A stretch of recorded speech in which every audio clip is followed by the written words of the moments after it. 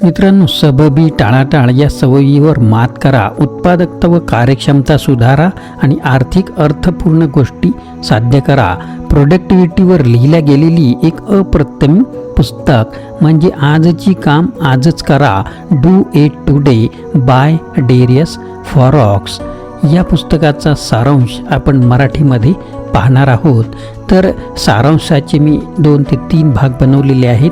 आपल्याला एक एक भाग पाहायला नक्कीच आवडेल. तर चला सुरुवात करूया. भाग पहिला.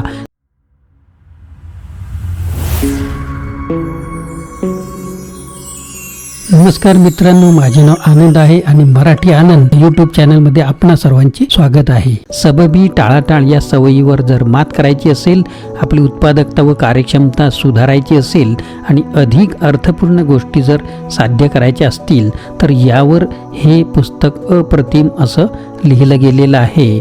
तर या पुस्तकामधून आपण काय शिकणार आहोत, आपण गोष्टींना का टाळत असतो आणि आपण यातून बाहेर कसे येऊ शकतो, टाळाटाळ करणे कसे सोडू शकतो, ताणतणाव न घेताही आपली उत्पादकता, कार्यक्षमता म्हणजेच प्रोडक्टिव्हिटी, इफिशियन्सी कशी वाढवू शकतो आणि आपण आपल्या आयुष्यात अधिक अर्थपूर्ण गोष्टी कशा मिळवाव्यात, त्यामुळे त्याचा अधिक आनंद आपण घेऊ शकू. या पुस्तकात हे शिकणार आहोत की टाळाटाळ करण्याच्या सवयीला कशी मात द्यावी, अनुत्पादक अकार्यक्षम लोकांच्या कोणत्या सवयी असतात, आपले लक्ष केंद्रित करणे कसे वाढवावे, अशा कोणत्या गोष्टी आहेत ज्या तुम्हाला अधिक उत्पादन क्षमता, कार्यक्षम, कार्यकुशल बनवतात आणि तुम्ही एका वर्षात 100 पुस्तकं कसे वाचू शकतात. तर पुस्तकातील 9 भागात तुम्हाला हे सर्व समजून घ्यायचं आहे. तर हे कोणते पॉईंट महत्त्वाचे आहेत ते पहा. नियम बनवणे, अतिविचार न करणे, विचलित करणाऱ्या गोष्टी, संदेश, सूचना तपासणे बंद करणे, अनावश्यक गोष्टींना, व्यक्तींना नाही म्हणणे शिकणे, दैनंदिनी लिहिण्याची सवय लावणे, नियमांचे अनुकरण करणे, शिस्त लावणे, तुमची वेळ नाही तर तुमचे हेतू व्यवस्थापन करा, स्वतःला रिचार्ज करण्यासाठी उसंत द्या, सुट्टी घ्या, बाहेर फिरायला सुद्धा जा, सामाजिक माध्यमांवर न संपणारी यादी स्क्रोलिंग बंद करा, कृतज्ञ बना, दैनंदिन ध्येय उद्दिष्टे ठरवा, पुस्तक वाचक बना. या पुस्तकात प्रोडक्टिव्हिटीशी संबंधित जवळपास सर्वच गोष्टी सांगितलेल्या आहेत आणि जो कोणी या पुस्तकाला योग्य रीतीने मन लावून समजून घेईल ती व्यक्ती नक्कीच स्वतःची प्रोडक्टिव्हिटी कित्येक पट वाढवून घेईल.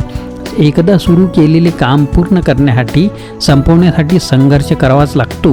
फोनवरील संदेश, सूचना व इतर कारणांमुळे तुम्ही कामावर लक्ष देऊ शकत नाही, मन विचलित होऊ असते. कामामध्ये तुम्हाला नेहमीच काही ना काही व्यत्यय, अडथळा हा येत असतो. जसं उदाहरणार्थ म्हटलं तर एखादी व्यक्ती, एखादी बैठक, एखादी कॉल, एखादे मेसेज, एखादी नोटिफिकेशन किंवा एखादी बातमी, न्यूज, नक्कीच या सर्व गोष्टींना तुम्ही दोष देऊ शकता. परंतु हे बरोबर नाही, कारण बाह्य जगाला आपण थांबवू शकत नाही, पण स्वतःला तर आपण त्यापासून बचाव करू शकतो.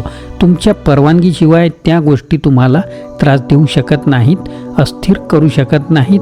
तुम्ही जेव्हाही फोकस नसता तेव्हा तुम्ही तुमचे लक्ष केंद्रित होत नसते, तेव्हा नक्कीच तुम्ही इतर कोणाला किंवा गोष्टींना तुमच्या डोक्यामध्ये जाण्याची परवानगी देत असता. अशा पद्धतीने लेखकांनी याबद्दल व्यत्यय, अडथळा काय आहे हे समजावून सांगितलेलं आहे. मग तुम्ही तुमचे लक्ष केंद्रित करण्यासाठी, फोकस इम्प्रूव्ह करण्यासाठी काय करू शकता. लेखक इथे यासाठी 2 गोष्टी सांगतात. काढून टाका, काढून टाका, काढून टाका, काढून टाका, एलिमेंट दूर करा. तर दररोज आपण काही ना काही जमा करत असतो. आपण इथे त्या गोष्टीबद्दल बोलत नाही ज्या आपण खरेदी करतो, त्या गोष्टी नाही.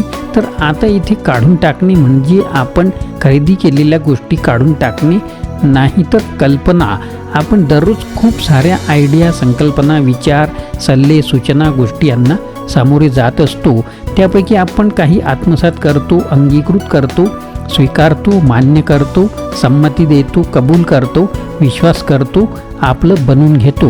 उदाहरणार्थ लेखकांनी जेव्हा लोकांनी, मित्रांनी, शुभचिंतकासाठी असे सांगितले की तुम्ही चांगलं लिहिता, बोलता, मग तुमचे यूट्यूब चॅनल सुरू करून व्हिडिओ का बनवत नाही, तुम्हाला व्हिडिओ बनवायला पाहिजे. लेखकही त्याच्या मित्रांना टीम मेंबर्सना सहकाऱ्यांना सल्ला देत होते की त्यांची जीवन कारकीर्द आणि व्यवसायाला कशा रीतीने सुधारू शकतात.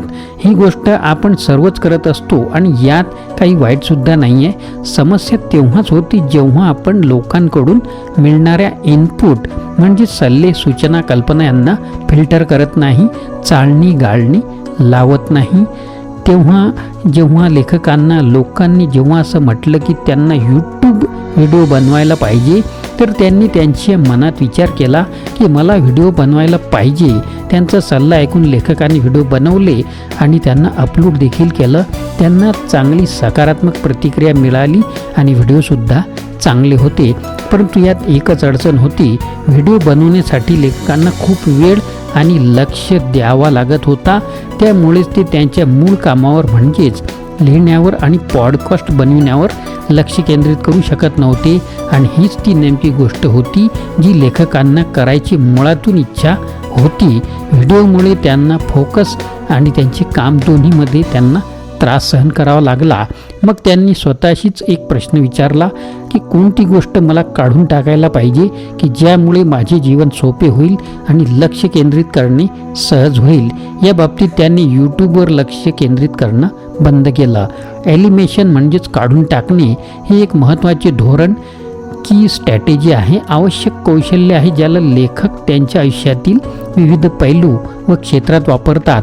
आपण इतक्या वर्षात इतक्या अनावश्यक गोष्टींना जमा करून घेत असतो की आपले मेंदू कल्पना योजना यांनी भरून गेलेलं असते आणि त्यांना सातत्याने वेळेवर साफ करणे गरजेचे आहे, काढून टाकणे जरुरीचे आहे.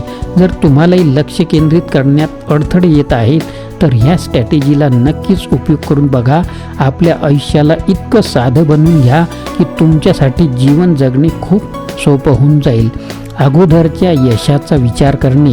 दुसरी गोष्ट जी लेखक करतात ती म्हणजे think about the success of first.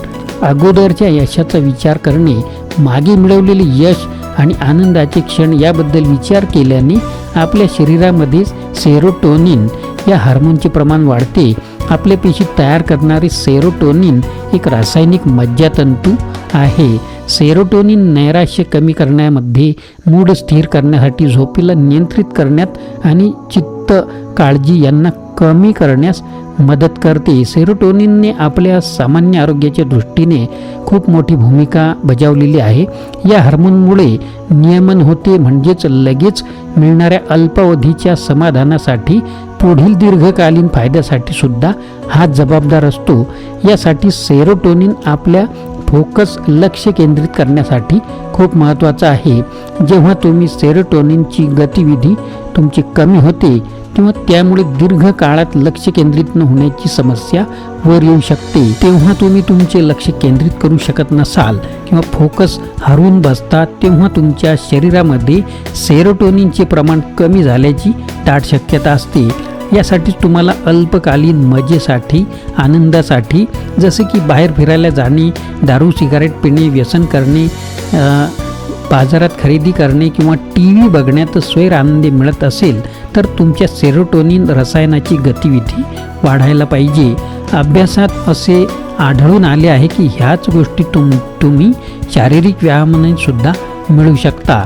परंतु हीच गतिविधी तुम्ही एका मानसिक व्यायामानेही करू शकता.